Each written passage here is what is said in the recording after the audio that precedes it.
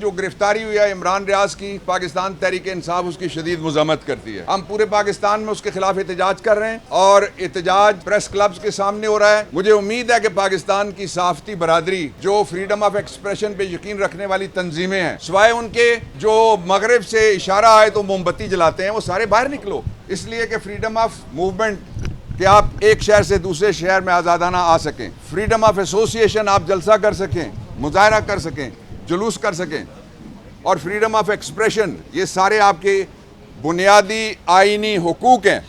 ان حقوق کو پامال کیا جا رہا ہے اور اس کے خلاف ہمارا جو آج کا مظاہرہ ہوگا وہ پاکستان میں ہر پریس کلب کے باہر ہوگا۔ $1 ارب کے لیے بھی وہ ان کی ناک کی نکیریں نکلوا رہے ہیں اور جائز طور پہ نکلوا رہے ہیں۔ کیوں نکلوا رہے ہیں میں وجہ آپ کے سامنے رکھتا ہوں۔ IMF نے ایک ہی مطالبہ کیا ہے موجودہ امپورٹڈ گورنمنٹ سے، انہوں نے کہا ہے کہ آپ ایک ٹاسک فورس بنائیں، جو ٹاسک فورس پاکستان کے اندر بتائے کہ احتساب کا نظام کیا ہے۔ یہ جس لیے امریکہ کی غلامی کا توق انہوں نے اپنے گلے میں ڈالا اور عمران خان نے وہ زنجیریں توڑ کے پرے پھینکی ہیں، قوم نے توڑ کے پرے پھینکی ہیں۔